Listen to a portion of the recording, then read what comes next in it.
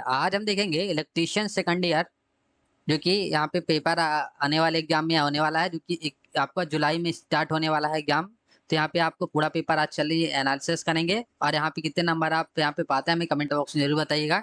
अगर आप हमारे चैनल पे नए हैं तो हमारे चैनल जीके स्मार्ट बट को सब्सक्राइब कीजिए और आने वाली यहाँ पे अपडेट्स के लिए। चलिए पहला क्वेश्चन देखेंगे दोस्तों, ये महत्वपूर्ण प्रश्न रहेंगे क्योंकि सभी कॉम्पिटेटिव एग्जाम में पूछे जा रहे हैं, और यहाँ पे हाल ही में अपना ITI का पेपर जो सेकंड ईयर का होने वाला है उसमें ये पूछा जाएगा।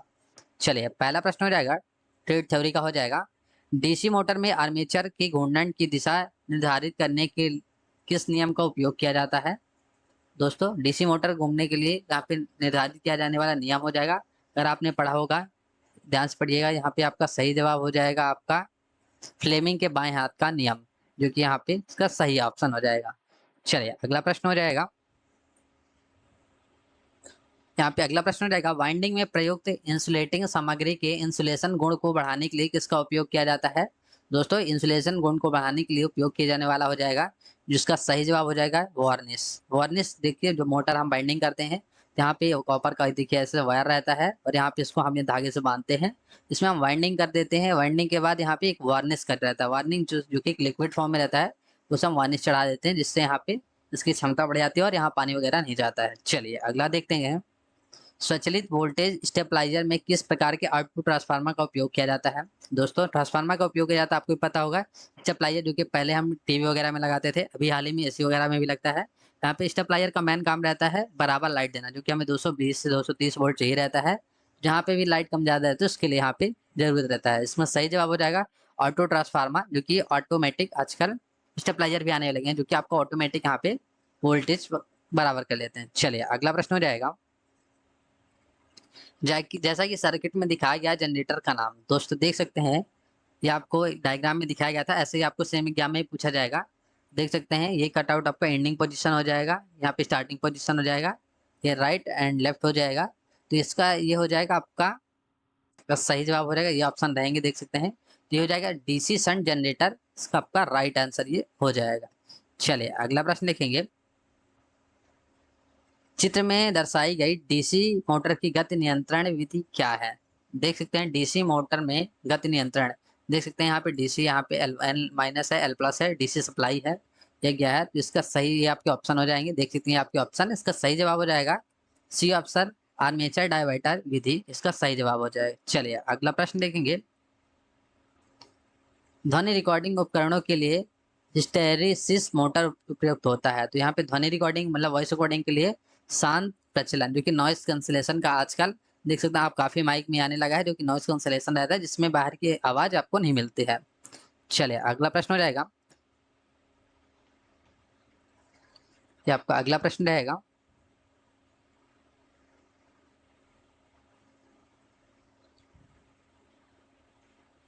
चलिए अगला प्रश्न हो जाएगा हमारा,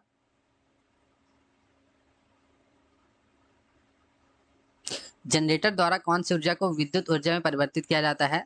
जनरेटर द्वारा ऊर्जा करने वाला विद्युत ऊर्जा परिवर्तन हो जाएगा, जो कि हो जाएगा यांत्रिक, जो कि मैकेनिकल भी कहते हैं। चलिए अगला प्रश्न हो जाएगा, अल्टरनेट में हंटिंग प्रभाव का क्या कारण है? तो हंटिंग प्रभाव हो जाएगा, जो कि हो जाएगा दोस्तों, ये आपके ऑप्शन रहेंगे, लोड में नियंत्रण चढ़ाव उतार चढ़ाव के लिए, इसका हंटिंग प्रभाव में लोड का नियंत्रण उतार चढ़ाव के लिए हो जाएगा। चलिए अगला हो जाएगा, एक तरंग घायल छह ध्रुव डीसी मशीन में कितने समांतर पथ होते हैं? तो डीसी में आपको समांतर पथ हो जाएंगे दो, किस जो कि दो, यहाँ पे आपको 12 वोल्ट की डीसी में यहाँ पे समांतर पथ हो जाएगा, जो कि आपको प्लस या माइनस दोनों रहेंगे न्यूट्रल प्लेस। चलिए अगला हो जाएगा, कौन सा इलेक्ट्रॉनिक सर्किट बिना इनपुट में एसी सिग्नल उत्पन्न करता है?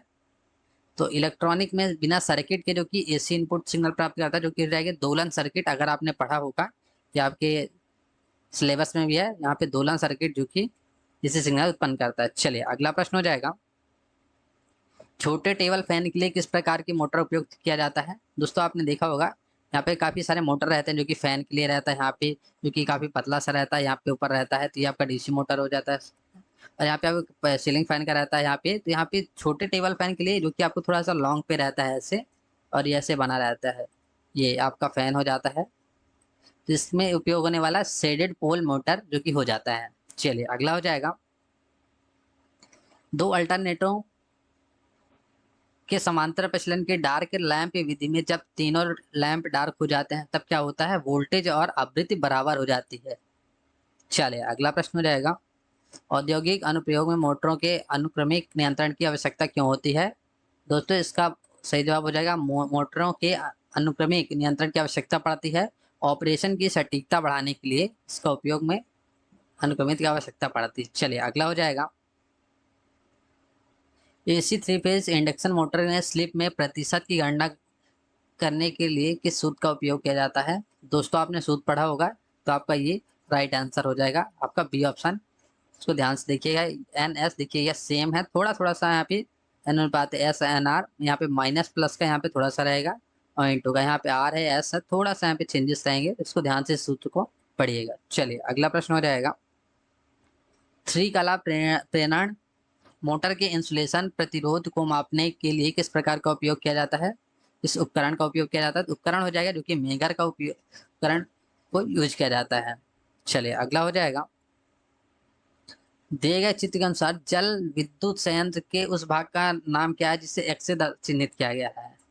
तो दोस्तों जल विद्युत संयंत्र मतलब यहाँ बिजली बनाने वाली एक या टरबाइन जिसे हम बोलते हैं, ये टरबाइन हो जाएगा, इधर सपना आता है और ये एक्स है, इसकी हमें वैल्यू प्राप्त करनी है कि एक्चुअल में है क्या। ये हमारा डैम हो जाता है, ये हमारी टरबाइन लगी हुई, इधर हमारा निकलता है, ये हमारा ट्रांसफार्मर हो जाएगा, इधर से हमें पानी मिलता है। इसके ऑप्शन हो जाएंगे टरबाइन, देखिए जो कि हमारा मैन हो जाएगा, ये टरबाइन हो जाएगा पूरा, ये हमारा टरबाइन हो गया।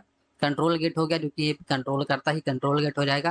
पेन स्टॉक, ये हमारा पेन स्टॉक हो जाएगा जो कि यहाँ से हमें जल मिलता है। और इनटेक इनटेक जो कि यहाँ से बाहर जाता है, तो इसका सही जवाब हमारा हो जाएगा पेन स्टॉक, जो कि हमारा एक से चिन्हित किया गया हो जाएगा। चलिए अगला हो जाएगा, कौन सा इलेक्ट्रॉनिक सर्किट बिना इनपुट के सिग्नल तरंगों या पल्सेस का उत्पन्न करता है? सही जवाब हो जाएगा दोलक। चलिए अगला प्रश्न रहेगा, एम्पलीफायर सर्किट में नकारात्मक फीडबैक की आवश्यकता क्यों है? सही जवाब हो जाएगा विकृति को कम करने के लिए, इसका सही जवाब हो जाएगा। दोस्तों ध्यान से पढ़िएगा, हमारे चैनल पे अगर आप नए तो हमारे चैनल को सब्सक्राइब कीजिएगा। ये प्रश्न 100% यहाँ पे इलेक्ट्रीशियन सेकंड ईयर में पूछे जाने वाले हैं, सारे प्रश्न आपके क्वेश्चन में आएंगे, सीबीटी एग्जाम में आएंगे, तो ध्यान से पढ़िएगा। अगला प्रश्न हो जाएगा, ऑटो ट्रांसफार्मर यहाँ पे इसका सही जवाब रहेगा, यहाँ पे स्टेप्ड वोल्टेज स्टेबलाइजर में किस ट्रांसफार्मर का उपयोग किया जाता है? सही जवाब होगा ऑटो ट्रांसफार्मर, क्योंकि अभी हमने स्टेबलाइजर का पढ़ा हुआ है, जो कि ऑटो ट्रांसफार्मर ही सभी में उपयोग होता है। अगला हो जाएगा, डैम्पर वाइंडिंग के लिए किस सामग्री का उपयोग किया जाता है? डैम्पर वाइंडिंग के लिए हमेशा तांबा का, कॉपर का ही यहाँ पे उपयोग किया जाता है, यहाँ पे आपको देख सकते हैं कॉपर का। अगला हो जाएगा, डीसी जनरेटर में किस प्रकार का वोल्टेज प्रति गतिशील रूप में प्रेरित होता है? तो डीसी जनरेटर प्रकार का वोल्टेज गतिशील होता है, जो कि हो जाएगा प्रत्यावर्ती वोल्टेज, अल्टरनेटिव वोल्टेज। अगला हो जाएगा, क्षेत्र प्रणाली का चुंबकीय प्रवाह एक जनरेटर में सर्किट को कैसे पूरा करता है? इसका सही जवाब हो जाएगा फील्ड कोर, आर्मेचर कोर और योग के माध्यम से, इसका आपका डी ऑप्शन सही जवाब हो जाएगा। चलिए अगला प्रश्न हो जाएगा, जैसा कि चित्र में दर्शाया गया है एम्पलीफायर का नाम क्या है? दोस्तों ये देख सकते हैं, ये हमारा एम्पलीफायर हो जाएगा, ये हमारा एम्पलीफायर हो जाएगा। तो यहाँ पे बोला गया है, तो इसका सही जवाब हो जाएगा class B push pull amplifier. अगर आपने पढ़ा होगा तो आपको यहाँ पे पता होना चाहिए। चलिए अगला प्रश्न हो जाएगा, थ्री कला स्लिप रिंग इंडक्शन मोटर शुरू करने के लिए रोटर प्रतिरोध स्टार्टर का उपयोग करने का उद्देश्य क्या है? तो उद्देश्य हो जाएगा स्टार्टिंग टार्क बढ़ाए रखना, यहाँ पे स्टार्टिंग जो कि टार्क है इसे बढ़ाए रखने के लिए। चलिए अगला प्रश्न हो जाएगा, किस मोटर में यह विशेषता वक्र है जैसा कि चित्र में दिया गया है? तो यहाँ पे दिया गया है विशेषता वक्र है, वक्र यहाँ पे स्पीड और टर्क यहाँ पे हो जाएगा, इसका सही जवाब हो जाएगा संचयी यौगिक मोटर, इसका सही जवाब हो जाएगा। चलिए अगला प्रश्न हो जाएगा, चित्र में दिखाए अनुसार औद्योगिक आंदोलनकरण प्रणाली में एक्स के रूप में चिन्हित वाक्य क्या है? दोस्तों यहाँ पे देखिएगा, आप इनको डायग्राम अच्छे से पढ़िएगा, ये हमारे डायग्राम हो जाएंगे, इनको ध्यान से पढ़िएगा क्योंकि यहाँ पे एक्स का मान यहाँ पे पूछा गया है। डायग्राम को ध्यान से रखती रहिए क्योंकि यहाँ पे थोड़ा सा माइनर मिस्टेक आपको देगा, यहाँ पे आपको इसका सही जवाब नहीं ढूंढ पाएंगे, उसको ध्यान से पढ़िएगा। तो सही जवाब हो जाएगा आर्गीटेटर मोटर। दोस्तों ये पढ़, आप यहाँ पे डायग्राम बराबर याद रखेंगे तो आपको आराम से पता चल जाएगा, क्योंकि यहाँ पे कई सारे कन्फ्यूजन यहाँ पे क्वेश्चन भी पूछता है उलटफेर करके। चलिए अगला हो जाएगा, 1000 आरपीएम पर 6 ध्रुवों वाला एक अल्टरनेट की आपूर्ति आवृत्ति है, क्या है? सही जवाब हो जाएगा 50 हर्ट्ज। कि आपको 1000 रुपया मतलब 1000 राउंड पर मिनट पे यहाँ पे 6 पोल्स जो कि यहाँ पे 50 हर्ट्ज में हो जाएगा। चलिए अगला हो जाएगा, एच टी ओवरलोड लाइनों के अंतिम सिरों पर किस प्रकार के लाइन इंसुलेटर का उपयोग किया जाता है? डिस्क इंसुलेटर का यहाँ पे जो कि एच टी हाई इंटेंशन हो जाएगी, जो कि यहाँ पे 11 वोल्टेज की जो लाइट आती है उसमें डिस्क इंसुलेटर का उपयोग किया जाता है। चलिए अगला प्रश्न हो जाएगा, डीसी मोटर में बला घूर्ण के समानुपाती कौन सा है? तो आर्मेचर करंट इसका सही जवाब हो जाएगा। चलिए अगला हो जाएगा, सर्किट में दिखाए गए परीक्षण का नाम क्या है? दोस्तों ये हमारा हो जाएगा, देख सकते हैं 3 फेज की सप्लाई जा रही है 415 वोल्ट जो कि 50 हर्ट्ज में आ रही। यहाँ पे देखना है परीक्षण का नाम क्या है, मतलब किसका परीक्षण यहाँ पे किया जा रहा है। आपके ऑप्शन हो जाएंगे, देख सकते हैं। इसका आपका सही हो जाएगा ब्लॉक्ड रोटर टेस्ट। इसका ये देख सकते हैं ब्लॉक यहाँ पे किया गया, तो इसका ब्लॉक या बीएल भी देख सकते हैं, तो ब्लॉक रोटर टेस्ट। अगला हो जाएगा, चित्र में दिखाया गया सर्किट का नाम क्या है? दोस्तों ये हमारा एक देख सकते हैं डायग्राम है। दोस्तों अधिकतर क्वेश्चन में आपको ये डायग्राम के ही क्वेश्चन आने वाले हैं आईटीआई में। अगर आपने फर्स्ट ईयर का एग्जाम अच्छे से दिया होगा तो यहाँ पे आपको ऐसे प्रश्न हमेशा पूछते मिलेंगे, आपको कई सारे यहाँ पे दिए जाएंगे जो कि डायग्राम रहेंगे। थोड़ा सा यहाँ पे देख सकते हैं थोड़ा सा चेंजेस रहेंगे, तो आपको ध्यान से पढ़ना है। पहला इसका सही जवाब हो जाएगा यूनिवर्सल मोटर गति पर नियंत्रण। अगला हो जाएगा, हाँ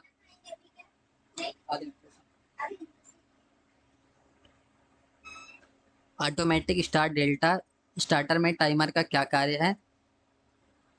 तो यहाँ पे आपको हो जाएगा ऑटोमेटिक स्टार्ट डेल्टा स्टार्टर में टाइमर का कार्य हो जाएगा जो कि स्टार में डेल्टा में बदलने का। चलिए अगला हो जाएगा, एक निष्क्रिय घटक कौन सा है? तो एक निष्क्रिय घटक हो जाएगा जो कि हो जाएगा संधारित्र, यहाँ पे कैपेसिटर जो कि एक कंडेंसर भी बोला जाता है जो कि निष्क्रिय घटक है। अगला हो जाएगा, 3 कला 36 स्लॉट 12 कॉइल 4 पोल स्टेटर वाइंडिंग के लिए किस स्लॉट के संदर्भ में कला विस्थापना की गणना करें? इसका सही जवाब हो जाएगा 6 स्लॉट। चलिए अगला हो जाएगा, जैसा कि चित्र में दर्शाया गया है एसी ड्राइव के ब्लॉक आरेख में एक्स का चिन्हित घटक का नाम क्या है? देख सकते हैं ये हमारा एक्स का जो भी दिया गया है इसका ये चिन्हित घटक हो जाएगा डीसी बस बार हो जाएगा। देख सकते हैं डीसी बस ये हमारा हो जाएगा। एसी में देख सकते हैं एसी ड्राइव के, अब इधर से आपको एसी मिलेगी तो यहाँ डीसी ड्राइव में, जिसका सही जवाब डीसी बस हो जाएगा। चलिए अगला हो जाएगा, इंडक्शन मोटर के रोटर में वोल्टेज कैसे प्राप्त होता है? इंडक्शन मोटर के रोटर में वोल्टेज प्राप्त होता है, इसका सही जवाब हो जाएगा स्टेटर और रोटर ट्रांसफार्मर का कार्य द्वारा यहाँ पे होता है। बाय द ट्रांसफार्मर एक्शन है स्टार्टर एंड रोटर, ये आपका सही जवाब होने वाला है। चलिए अगला हो जाएगा, एसी और डीसी आपूर्ति दोनों में किस प्रकार के रिले का उपयोग किया जाता है? तो एसी और डीसी आपूर्ति में उपयोग किया जाने वाला हो जाएगा क्योंकि आवेग रिले। अगला हो जाएगा, कौन सा डीसी लोड संपर्ककर्ताओं के डीसी 4 मानक कर्तव्य चक्र द्वारा दर्शाया गया? सही जवाब हो जाएगा श्रेणी मोटर की शुरुआत और रुकना।